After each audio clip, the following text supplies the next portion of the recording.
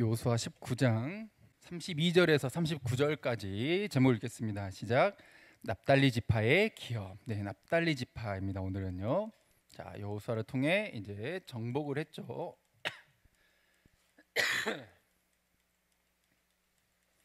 정복을 하고 이제 분배를 하기 시작했습니다. 남쪽, 북쪽 다 정복을 하고 나서 분배를 했죠. 그래서 요단 동편 분배하는 것, 루벤, 갓 그리고 므낫세 판 이렇게 했고요. 이제 다 정복하진 않았지만 믿음으로 이제 나누기 시작했습니다. 이제 남은 싸움을 싸워내야 되는 것이죠. 그래서 여러 이제 지파들, 유다, 요셉, 이제 막 므낫세 이렇게 쭉 갑니다. 요셉 지파에서도 므낫세 에브라임이었죠. 그리고 남은 7지파의 땅을 우리가 차례대로 분배하는 것을 살펴보고 있었습니다. 요셉, 그리고 슬로바한 이야기도 있었고요. 거기가 산지라도 개척해라 하면서 믿음으로 가서 싸워야 하는 것. 작지만 틈바구니에 있지만 은혜를 기억하고 의지하라는 그런 베냐민, 그리고 시몬과 레위. 시몬은 이제 결국 빨리 없어져 버렸지만 레위는 제사장 지파로 남았던 그 이야기도 살펴봤고요. 그래서 스불론과 이 이사갈, 그래서 어떤 환경이 다가 아니다. 순종하지 않은 이사갈은 그래서 이 고집불통인 나귀처럼 되어버렸던 이야기. 그리고 지난 시간에는 아셀 지파였죠. 아셀 지파. 그래서 이 야곱의 아들들 중에 레아의 여종이었죠. 실바의 둘째, 이 아셀 지파였습니다. 그래서 기쁘다라는 뜻이었고, 이 해안가. 그러나 안주해 버렸기 때문에 이제 남은 싸움을 싸워내지 않은 것이죠. 가나안 원주민들을 쫓아냈어야 되는데, 그래가지고 오히려 가나안 애들이 이스라엘에 빌붙어 있는 그림이 아니라 이 이스라엘 얘네들이, 아셀이 가나안 족속들 가운데 뭔가 빌붙어 있는 그런 느낌의 형국이 되어버렸다는 것이죠. 자, 오늘 내용입니다. 행복하자, 그래. 행복하자 하면서 이렇게 막 노래도 나오고 하는데, 한국인들이 생각하는 7가지 조건이, 일단 첫 번째, 젊어야 된대. 그렇지. 30대가 만족도가 가장 높을 것이다 라고 생각하는데, 오히려 유럽은 그렇지 않대요. 30대가 삶의 만족도가 제일 바닥을 친다고 합니다.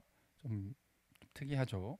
그리고 남보다 좀 내가 잘 산다고 느꼈나. 이게 비교급입니다. 이게 대한민국의 참 이게 문제예요. 비교급으로 내가 쟤보다는 좀 낫다는 생각을 해야 좀 행복하다고 느낀다라는 거죠.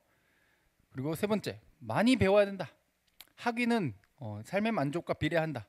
내가 좀 학벌이 좀 있어야 남이 날 무시하지 못하고, 그렇죠? 남들보다 뭔가 아는 것이 좀 많을 때 더 나은 선택을 할 수 있기 때문에 막 여러 가지 이유에서 많이 배워야 된다. 네 번째는 내가 좀 인정받는 사람이어야 된다. 신뢰받는 사람. 그래야 이 사회 경제에도 내가 발전하는데 이바지할 수 있고, 또 서로가 잘 사는 데 있어서 이 신뢰도를 바탕으로 경제도 발전하기 때문에 굉장히 중요하다, 이렇게 생각을 했고요. 종교 행사들도 이야기를 한 경우가 있었습니다.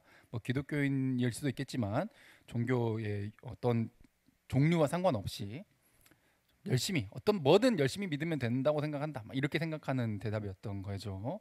그리고 6번째는 가족과의 여가를 중요시한다. 가족과 보내는 시간이 많아야 된다. 라는 거죠. 그래서 돈을 최고로 여기는 사람은 실제로 보면은 돈은 많아도 예를 들어 혼자야. 그러면은 좀 만족도가 떨어지더라. 이렇게 또 바라봤다는 것이죠. 그러나 또 7번째는 뭐죠? 결혼의 유무와 상관없이 행복과는 상관없더라.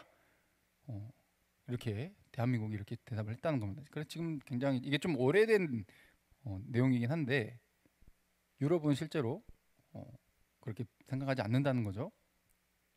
결혼한 사람이 훨씬 더 행복하다라고 설문조사 결과가 나온다는 겁니다. 유럽은요. 근데 대한민국은 이렇다는 거예요. 근데 여기 조건들 보면은 젊어야 된다. 그럼 젊으면 행복하냐? 아니죠. 젊다고 행복한 거 아닙니다. 남보다 비교적 잘 산다고 늦게 행복하냐? 역시 그것도 아니죠. 많이 배워야 행복하냐? 아니죠. 동네 바보가 제일 행복해요. 해볼쭉 항상 웃으면서 다녀요. 그렇죠? 이거 좀 객관적인 지표가 되지 못한다는 거죠. 신뢰도 높다고 행복하냐? 막 명예가 있고 뭐 해도 별로 행복과는 크게 관련이 없는 경우가 있죠. 종교 행사에 자주 간다. 그렇죠. 뭘 교회 열심히 간다고, 뭐 절에 열심히 간다고, 이게 행복하게 만드는 원인 그 자체는 아니죠. 그건 형식주의가 될 수 있으니까요. 그리고 가족과 시간을 많이 보내도 우리 청소년들이 가족과 함께 많이 보낸다고 과연 행복해할까요? 예, 청소년 시기는 친구들과 또 많이 보내는 시간이 중요합니다. 이게 좀 밸런스가 맞아져야 되는데 아 어디 지금 가족이랑 있는데 친구들이랑은 시간 거의 못 보내고 가족이랑만 보내게 매주 주말마다 가족이랑 시간을 보내. 뭐 누군가는 좋아할 수도 있겠지만 누군가는 아 이거 족쇄다. 이 집 빨리 나 떠나서 독립하고 싶다 이런 생각을 할 수도 있다는 거죠. 결국 이 조건이 다 맞아 떨어지는 게 아니라는 거예요. 즉 오늘도 역시 환경이 행복을 결정한 요인이 아니다.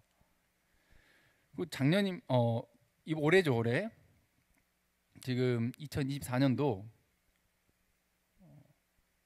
작년에서부터 이렇게 쭉 한 그 설문조사 내용입니다. 10대들한테 서울에 있는 초등학교 5학년부터 고등학교 2학년 학생까지 조사를 했어요. 그랬더니 이렇게 대답을 한 겁니다. 행복의 조건이 뭐라 생각하냐? 그래도 놀랍게도 건강해야 된다. 아 이거 건강하지 않으니까 뭐 돈 있어도 소용없더라. 근데 왜 이 세대가 이렇게 대답을 했느냐? 봤더니 코로나를 정통으로 맞은 세대예요. 코로나 때 그냥 학교도 못 가고 친구도 못 만나고 막 뭐 밖에도 잘 못 돌아다니던 그래서 아 이거 진짜 질병, 건강 여기에 크게 대인 세대라는 거죠. 그래서 20대들이 뭐라 대답했다? 아, 건강이 최고다. 이렇게 대답을 했다는 겁니다. 이게 좀 신기한 내용이죠. 그러니까 상황과 때에 따라서 대답이 달라질 수 있다 이 말이죠. 그 전까지는 뭐 돈이 최고네, 뭐 가족과 시간 많이 보내는 게 최고네, 막 이렇게 이야기를 하는데 행복의 조건이 참 시대마다 또 연령별마다 다르게 대답을 한다는 것을 알 수 있다는 거예요. 절대적인 지표가 되지 못한다. 그래서 오늘 이 납달리 지파에서도 어떤 환경적인 것이 그 사람의 행복을 결정하고 미래를 결정하느냐 그랬을 때 다른 지파들과 마찬가지로 어때요? 다 다른 조건을 받았지만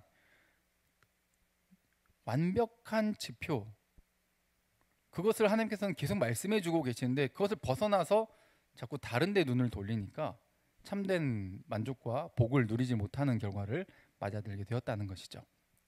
자 오늘 납달리 지파 여호수아 19장 32절만 읽어볼게요. 자 시작. 여섯째로 납달리 자손을 위하여 납달리 자손의 가족대로 제비를 뽑았으니 아멘 해서 그들의 지역 경계가 쭉 나옵니다. 그리고 그들의 성읍들의 내용들도 35절부터 쭉 나오게 되는 거죠. 39절에 또 납달리 자손의 지파가 그 가족들 받은 기업이 자 이렇게 됐다. 이 성읍들과 마을들이다. 이렇게 설명을 하고 끝납니다. 역시 이 지역들이 다 확실한 건 아니고 추측하는 여기일 것이다 라고 추측하는 지역들도 많아가지고 또 이 여기에 나온 성읍들 같은 경우도 여기에서만 나오고 다시는 안 나오는 성경에 2번 다시는 안 나오는 지명들도 많아요. 가지고 총 19성읍이다. 그렇죠? 저기 38절 보시면 38절 끝자락에 보시면 모두 19성읍과라고 이렇게 했는데 여기 적어진 성읍들은 16개밖에 안 적어놨어. 와 이것들 벌써 성경에 거짓말 나 드디어 찾았다. 이렇게 하시면 안 되고 전체를 적어놓은 게 아니라는 말이죠. 그렇죠? 전체를 적어놓은 게 아니라는 거예요. 좀 이거 적은 사람 바보겠어요 지금? 일부러 그렇게 적은 겁니다. 실수가 아니에요. 그러니까 전체를 딱 하기보다는 알 수 있게 좀 알 법한 그런 것들로 이 기업의 납달리 지파의 이 경계와 성읍들을 설명을 해놓은 것입니다. 납달리 보이시죠? 저기 맨 밑에는 사해, 염해 막 이렇게 부르는 여기가 있고 요단강 따라서 쭉 올라오면 갈릴리 호수 있죠. 갈릴리 호수 그리고 쭉 올라가다 보면은 납달리가 갈릴리 호수를 이렇게 좀 한쪽 서쪽을 덮고 있는 지역이 뭐예요? 납달리. 갈릴리 호수를 이렇게 접하고 있다. 이것을 기억해 두시면 되겠습니다. 그래서 이 호수, 이 물을 끼고 있으니까 어때요? 상대적으로 굉장히 비옥한 땅이에요. 그리고 갈릴리 바다 옆으로는 평야들도 있어. 평야. 그래서 농사짓기에도 굉장히 적합한 땅이에요. 그냥 괜찮은 땅을 받은 거예요. 납달리가. 현대에도 지금 이 갈릴리 호수 이제 유대인들은 당시에 좀 크면 바다라 불렀어. 무조건 우리 개념에서 호수인데 그들의 개념에서는 바다였던 거야. 크니까. 그래서 성경에는 갈릴리 바다 막 이렇게 표현되어 있는데 우리 개념에서는 호수입니다. 그래서 이 지금 전경이 저렇게 생겼어요. 그러니까 다른 지역의 막 광야 같은 지역에 비해서는 어때요? 물이 그래도 좀 있는 풍족한 지역인 것이죠. 근데 이 납달리라고 하는 인물이 이 지파가 어떻게 나왔느냐? 자, 라헬의 시종이죠. 빌하가 낳은 아들이에요. 빌하가 두 아들을 낳습니다. 왜냐면 라헬은 본인은 애를 못 낳아. 근데 야곱이 누구를 더 사랑해? 라헬을 더 사랑해. 자기 외삼촌한테 사기당해가지고 첫째 레아랑 결혼을 해버렸는데 사실 라헬을 원해가지고 일을 한 거였잖아요. 라헬을 결국은 이제 얻었어. 그러니까 결국 이제 와이프가 두 명이 되게 되었는데 라헬을 더 사랑해. 라헬이랑 훨씬 더 많은 시간을 보내. 그러니까 레아가 너무 괴로워하고 하는데 하나님께서 라헬은 애를 못 낳지만 누구는 애를 낳아요? 레아는 애를 낳게 하셨다는 거죠. 그러니까 이제 당시에는 여자로서 지금에야 뭐 예쁘면 다다 막 이렇게 생각하기가 쉬운데 전혀 그렇지 않습니다. 예쁘고 자시고 필요 없어. 당시에는 애를 잘 낳아야 돼. 이게 여자로서의 존재의 가장 큰 이유예요. 애를 못 낳는다? 그러면 당시에 사람들이 어떻게 생각해요? 그 사람의 외모와 아무 상관없어요. 쟤는 저주받았다. 뭔가 죄를 지었다. 하나님으로부터 복을 받지 못한 어떤 그런 사람이 돼버려요. 분위기도 그렇고. 불과 우리나라도 몇십 년 전만 해도 애를 못 낳는다 그러면은 시댁에서나 뭐 어디서나 굉장히 눈총을 받던 시기였잖아요. 그래서 당시에 애를 못 낳으니까 너무 괴로운 거예요. 막 가서 따집니다. 창세기 30장 1절에 보면은 막 야곱한테 가가지고 나도 애 낳게 해달라. 가장 많은 시간을 보내는데 애를 못 낳아. 근데 그건 야곱의 잘못이 아니죠. 그건 하나님이 하시는 일인데 그걸 왜 나한테 그러냐 하면서 오히려 소리를 듣게 되죠. 그래서 이 라헬이 선택한 방법이 뭐죠? 내가 못 낳으니까 누구를 줘야겠다?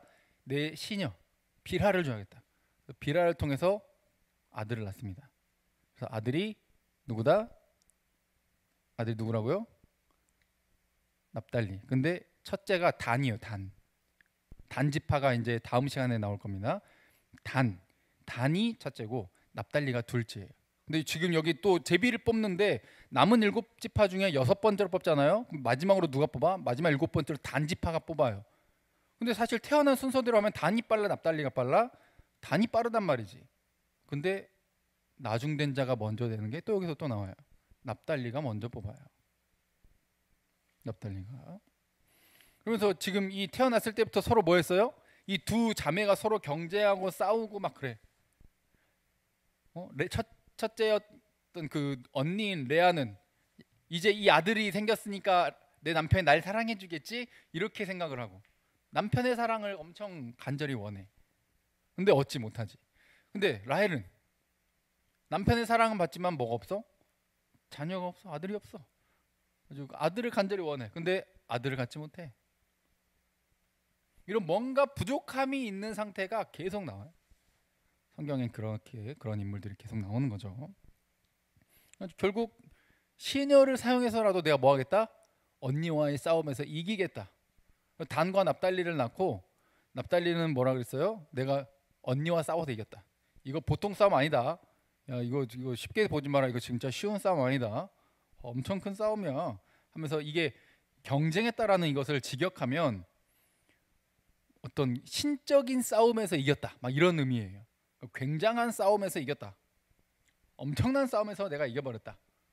최상급의 가장 어렵고 힘겨운 싸움으로 지금 표현을 하고 있는 거예요. 그래서 내가 언니와의 그런 가장 힘겨운 싸움에서 내가 결국은 시녀를 통해서라도 애들을 얻었으니 남편이 기뻐할 거야. 내가 이겼다. 애들 가지고 경쟁하고 있는 겁니다. 굉장히 불행한 모습인 거죠. 자, 이 납달리 그런 모습이었습니다.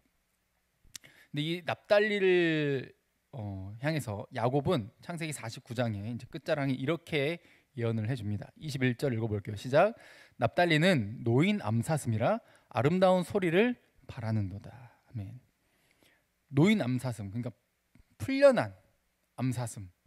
잡혀있는 암사슴이 아니라 풀려났. 그래서 어떤 자유로움, 평화 막 이런 느낌을 준다는 거죠. 그래서 풀어놨기 때문에 산악지대를 막 누비고 다니는 거죠. 그러면서 아름다운 소리를 내는, 그럼 민첩하면서도 여러 군데를 다니면서 굉장히 자유롭게 평화를 누리는 그런 모습으로 표현을 해놨다는 것이죠. 그럼 야곱은 그러면 이렇게 표현을 했다면 모세는 뭐라 이야기했냐? 자, 읽어볼까요? 자, 시작. 납달리에 대하여는 일러스되 은혜가 풍성하고 여호와의 복이 가득한 납달리여 너는 서쪽과 남쪽을 차지할지로다. 아멘. 은혜가 풍성하고 여호와의 복이 가득할 거래. 와, 그러니까 땅도 평야하고 갈릴리 바로 접경지대고 야곱도 노인 암사슴처럼 뛰놀 거라 그러지. 모세도 은혜가 풍성하고 여호와의 복이 가득할 거라고 하지. 그러니까 받은 게 커요, 저거요? 엄청 큰 거죠. 굉장히 풍족한 걸 받은 거예요. 그래서 풍족하게 누리고 그들은 오래오래 행복하게 살았습니다라고 끝나면 얼마나 좋아. 근데 언제나 성경은 어때요? 우리의 인간의 실상을 적나라하게 드러내는 거죠. 사사기 1장에는 역시 지난 시간에 아셀과 마찬가지로 이렇게 보고하고 있어요. 여호수아가 죽고 납달리 지파의 행동이 그 남은 지역을 믿음으로 가서 싸워서 차지하고 승리하고 가나안 족속을 다 무찌르고 내쫓아내고 하나님께 복을 받아서 누렸더라, 이렇게 나오면 얼마나 좋냐 이 말이야. 근데 전혀 그 반대의 내용이 나옵니다. 자, 시작.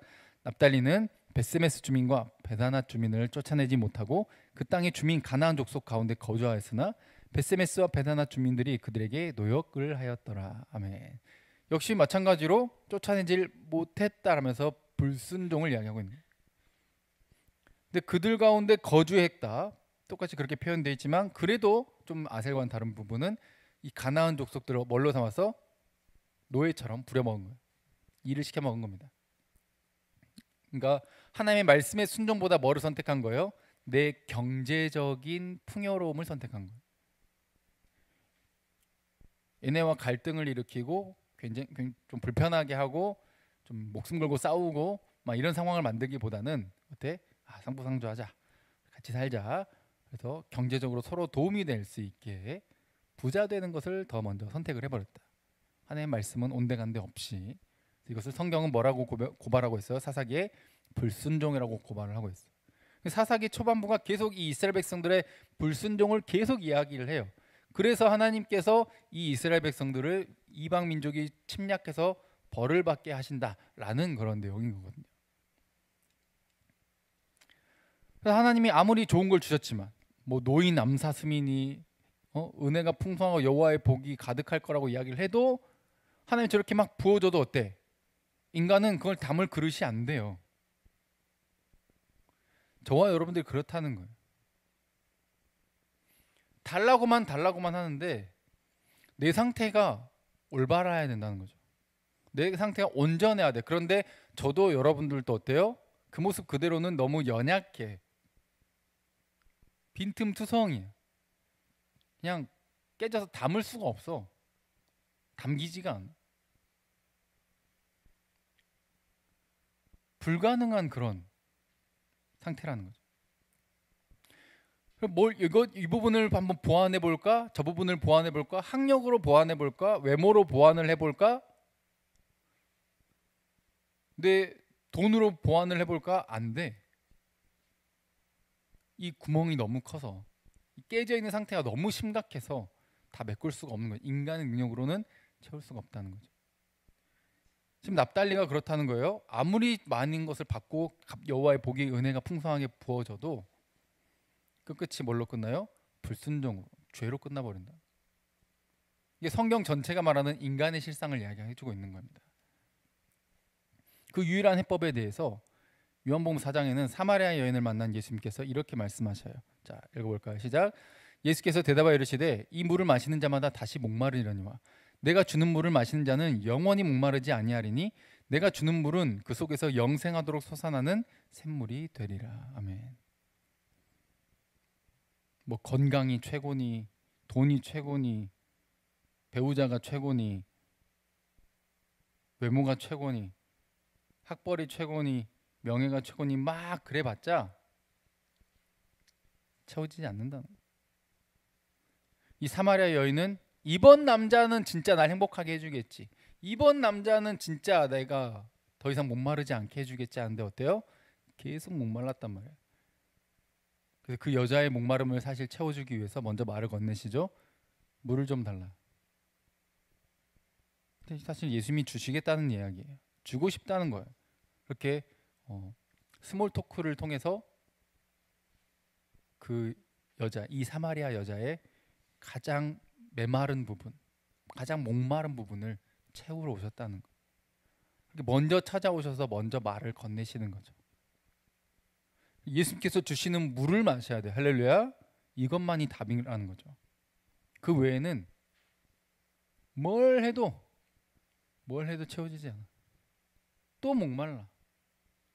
이번에는 이거 채웠으면 되겠지? 아니, 그것도 채운 것도 불완전하고 다른 데도 채워야 할 게 너무너무 많아. 평생 가도 채울 수가 없어. 막을 수가 없어. 유일한 해법. 예배와 관련이 되어 있고, 예배는 영과 진리, 곧 말씀, 성령 안에서 드리는 참된 예배와 관련이 되어 있어요. 이 이후의 내용 이제 너무 많아가지고 안 가져왔지만, 하나님께서는 이렇게 예배한 자를 찾으신다고 하시잖아요. 정말 진실되게 예배하는 자, 마음을 다하는 자, 정말 집중하고 하나님의 말씀대로 그 사랑을 깨닫고 그 말씀대로 살아가고자 하는 새로움이 샘솟는 자. 가만히 내버려두면 메말라 버리니까 끊임없이 부어져야 돼. 이렇게 채워지려면 어떻게 해야 돼? 더 많은 양이 한꺼번에 계속 부어져야 돼. 혹은 다시 태어나야 돼. 이 그릇을 깨고 녹여가지고 새로운 그릇으로, 그 흙을 짓이겨서 새로운 그릇으로 다시 만들어서 다시 태어나야 돼. 성경은 이걸 뭐라 말합니까? 거듭남이라고 이야기를 하는 거죠. 거듭나지 않으면 안 되는 거예요. 요한복음 4장 내용이지만 요한복음 3장 내용이 그거였죠. 거듭나야 한다. 다시 태어나야 돼. 온전한 그릇으로.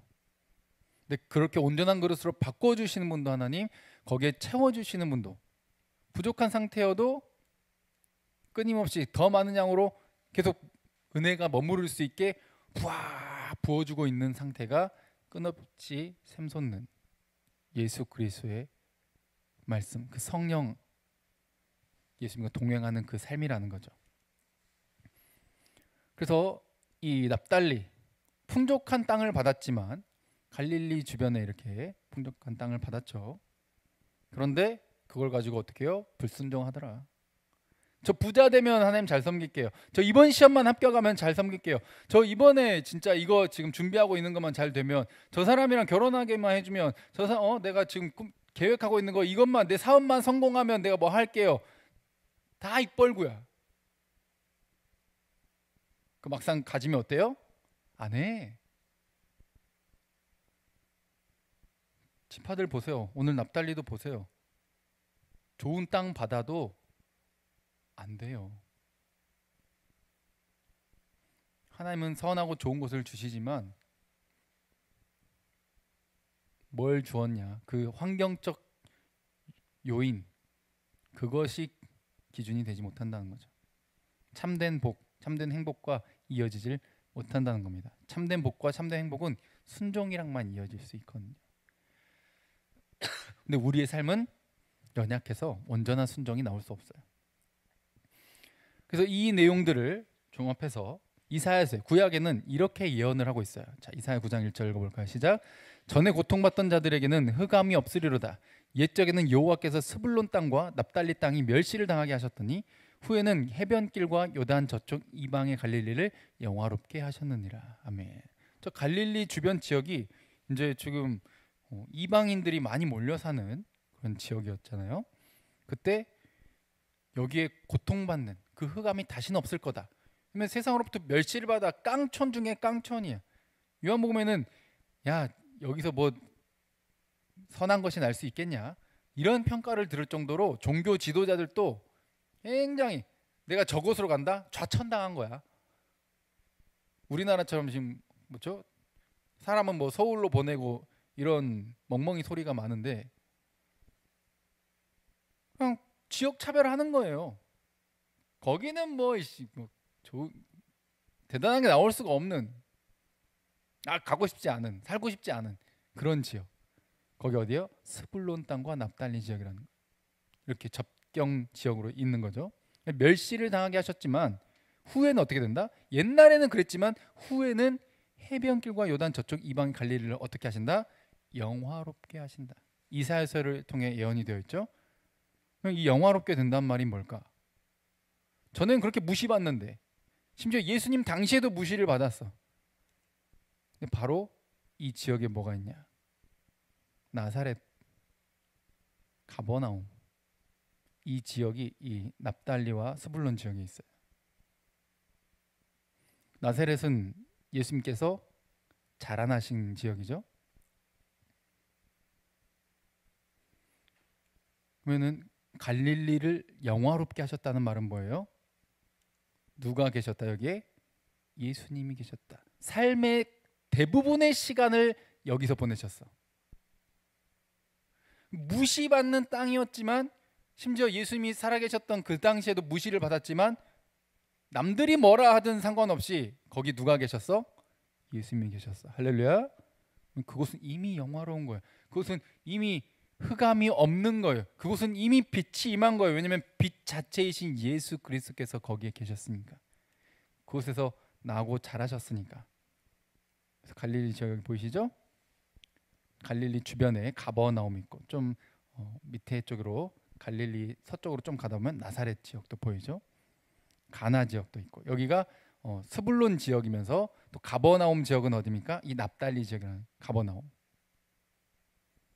가버나움에서는 예수님이 엄청나게 많은 이적을 그리고 가르치심을 베푸신 곳이에요. 예수님이 계셨다는 예수님이. 자, 마태복음 4장 12절부터 쭉 읽어볼까요? 자, 시작. 예수께서 요한이 잡혔음을 들으시고 갈릴리로 물러가셨다가 나사렛을 떠나 스불론과 납달리 지경 해변에 있는 가버나움에 가서 사시니 이는 선지자 이사야를 통하여 하신 말씀을 이루려 하심이라. 그렇죠? 아까 방금 전에 봤던 그 내용, 선지자의 말씀을 이루려고 했다는 겁니다. 15절부터 또 시작. 스불론 땅과 납달리 땅과 요단강 저편 해변길과 이방의 갈릴리여, 흑암에 앉은 백성이 큰 빛을 보았고 사망의 땅과 그늘에 앉은 자들에게 빛이 비치었도다 하였느니라. 이때부터 예수께서 비로소 전파하여 이르시되 회개하라 천국이 가까이 왔느니라 하시더라. 아멘. 회개하라 천국이 가까이 왔다는 말은 천국이 요만치, 그래도 전에는 10km밖에 있었는데 지금은 한 100m 앞에 있다, 이 말이 아니라 지금 여기 이미 왔다는 거예요. 천국이 뭐라고요? 통치권, 하나님의 나라, 킹덤 오브 갓은 누가 다스리시죠? 하나님이 다스리시죠. 하나님이 육신을 입어 이 땅에 직접 오셨다는 거예요. 이미 여기에 왔다는 거예요. 왕이 오셨다라는 말이 천국이 가까이 왔단 말이에요. 예수 그리스도께서 왔다라는 말이 천국이 가까이 왔다는 말이에요. 그러니 예수께로 와라. 예수께로 돌이켜라. 그의 말씀을 들어라. 불순종해서 망했던 스불론, 아셀, 납달리 다 니들 안 되는 거 경험했지? 니들은 연약하지? 네 모습 그대로 정말 다 깨져 있지? 아무리 좋은 걸 받아도 안 되지? 불순종이지? 그래서 나라를 잃어버렸지? 그러나 복음이 여기 있는데 왕이 오셨다. 예수께로 와라. 할렐루야. 이렇게 하나님은 오늘의 본문도 성경 전체를 통해 결국 예수 그리스도를 통해 성취를 하신 겁니다. 최고의 복이 뭐라고요? 예수 그리스도와 함께하는 거예요. 예수 그리스도와 하나 되는 것이죠. 그런데 외적인 요인에서 내가 성적이 안 좋아서, 외모가 안 좋아서, 내 학벌이 안 좋아서, 내 가정 배경이 안 좋아서, 내 과거가 안 좋아서, 내가 돈이 없어서, 직장이 안 좋아서, 내 차가 안 좋아서, 이게 행복의 요인이 아니라 그 모든 걸 초월하고 뛰어넘을 수 있는 것. 사마리아 여자처럼 멸시받고 손가락질 받고 무시받고 얼마나 괴로웠겠어. 사마리아 여자도 남들 다 가는 시간에 가가지고 여자들끼리 모여가지고 얼마나 수다 떨고 싶겠어. 여러분들 혼자 있을 때 얼마나 외로워요. 혼자 시간만 보내도 누구랑 놀고 싶다, 누구랑 수다 떨고 싶다 이런 생각 하잖아요. 근데 얼마나 오랜 기간 너무 손가락질 받으니까 혼자 아무도 없는 시간에 물을 길르러 가겠어. 그 목마름을 아무도 채울 수가 없단 말이죠. 근데 누구는 채우신다? 예수 그리스도께서 채우신다는 거예요. 최고의 복은 임마누엘, 하나님이 우리 함께 하시는 겁니다. 할렐루야. 이것을 오늘 말씀을 통해 성취하셨다는 것이죠. 결국 우리의 삶은 깨진 그릇처럼, 그리고 텅 빈 우리의 이 마음처럼 그 무엇으로도 없는 게 아니야. 좀 헐벗고 다니는 것도 아니야. 돈이 없어서 굶는 것도 아니야. 돈이 있지만 뭐 다이어트 한다고 굶어서 그렇지. 전에 비할 수 없이, 그리고 인류 역사상 가장 풍족한 시대를 살고 있어요. 그런데 어때요? 더없이 하나님을 멀리 떠나요. 그러면서 풍족함을 쫓아서 살다 보니까, 하나님을 떠나 살다 보니까 행복과는 멀어지는 겁니다. 그럼 오히려 해외의 사례에서 알 수 있듯이 정말 가진 것 없지만 행복하다고 말하는 사람들이 너무 많아요. 그리고 행복의 지표가, 삶의 만족의 지표가 소유에, 우리의 환경에, 외적인 요인에 있지 않다는 것이죠. 우리를 참되게 만족시킬 수 있는 분, 가장 큰 걸로만 채울 수 있어. 왜냐면 가장 큰 구멍이거든. 뭘 채워도 채워지지 않는 무한대의 구멍이거든. 끝없이 커져가는 그 욕심이, 욕망이 끝도 없는 블랙홀 같은 그 구멍이거든. 그럼 그걸 채우려면 뭘로만 채울 수 있겠어요? 영원한 존재로만 채울 수 있어요. 무한대로만 채울 수 있어요. 무한대가 비어 있으니까 무한대로만 채울 수 있어요. 바로 그분이 우리 예수 그리스도이신 것이죠. 십자가에서 죽으신 그 은혜로 지파들, 구약의 인물들, 단과 납달리를 낳은, 그리고 서로 경쟁했다고 싸우는, 한 집안 아래서 서로 경쟁하고 싸우며 지옥을 만들던 그 콩가루 집안, 그리고 말씀의 그 성취를 이루셔서 약속한 대로 좋은 땅을 줬더니 그걸로 불순종해버리는 이스라엘 사람들, 온갖 부족한 것들 투성인데 그 모든 걸 덮으시는 것이 예수 그리스도의 보혈의 은혜라는 겁니다. 그래서 여러분들이 깨져 있든 얼마나 부족하든 상관없이, 외적인 요인이 얼만큼 부족하든 상관없이 여러분들을 무한으로, 그리고 계속해서 보호주시고 채워주고 계시는 그 하나님의 은혜로, 그 은혜 때문에 여러분들은 온전하게 인정받을 수 있게 되었음을 믿으시길 바랍니다. 그 보혈의 은혜가 나의 죄, 나의 연약함을 덮으시고, 그리고 죄인이 아닌 의인이라고 불러주시면서 하나님 기뻐하시는 삶을 살아가라고 끊임없이 부어주고 계신다는 것이죠. 그래서 다른 무엇 때문에 만족하는 삶이 아닌 예수님 때문에 만족하는, 이 이방의 갈릴리, 나사렛과 가버나움, 진짜 무시받던 곳이었지만, 아까 우리 이번 집회 때 들었던 지붕 뚫고 중풍병자 친구 내려주는 그 사건도 어디예요? 가버나움이잖아. 자기 고향 나사렛에서는 기적이나 이런 것들 잘 베풀지 않으셨어요. 거기서 자라나셨고 삶에서 가장 많은 시간을 보내셨지만, 그러나 공생의 기간 3년의 이 3년도 뭐 3년이다 아니다 이렇게 말하는 경우도 있지만, 일단 그 공생의 기간에 대부분의 시간을 가버나움에서 보내세요. 그래서 이곳은 현실은 무시받고 부족한 것으로 많아 보이는 그런 지역일지 몰라도 예수님이 함께 계셨기 때문에 하나님은 뭐라고 평가하십니까? 영화롭도다. 저와 여러분들도 이제 마찬가지입니다. 얼마나 무시받고 멸시받고 가진 게 없든지 깨졌든지 과거가 어떠했든지 이거와 상관없이 어때요? 성령으로 채워주고 말씀으로 채우시는, 지금도 여전히 나와 함께하고 동행하고 계시는 그 예수님 때문에 하나님 여러분들을 영화롭다고 이야기하시는 거예요. 할렐루야. 이것을 붙잡을 때 이제 불순종해서 망했던 다른 지파들처럼 그렇게 똑같이 망하는 게 아니라 부족해도 순종해 보려고 몸부림치는 새로운 동기가 생긴 겁니다. 예수님 때문에. 새로운 동기 때문에 때로는 또 넘어지고 실패할지라도 또다시 일어나서 또 걸어가는 겁니다. 또 도전하는 겁니다. 또 순종해 보려고 몸부림치는 겁니다. 왜냐하면 내가 하는 게 아니라 하나님이 하시니까. 깨진 그릇을 채울 수 있는 분은 하나님이시니까. 이 무한대의 구멍을 채울 수 있는 분은 오직 무한대 하나님 뿐이시니까. 그리고 이미 채우셨으니까. 그래서 하나님과 함께하는 것 자체가 가장 큰 복이며 하나님 그분 자체가 최고의 복임을 잊지 않으시고, 그래서 여러분들이 있는 곳이 어디든지 환경이 어떻든지 심지어 여러분들이 지금 기분과 감정이 어떻든지 주님만 바라보실 주님의 이름으로 축복드립니다. 그때 하나님께서 주시는 주와 동행하는 만족을 누리실 거예요. 그래서 자꾸 시선을 다른 데 돌리려고 하다가 내 삶은 왜 이럴까? 나는 왜 이렇게 불행할까? 나는 왜 이렇게 만족이 없을까?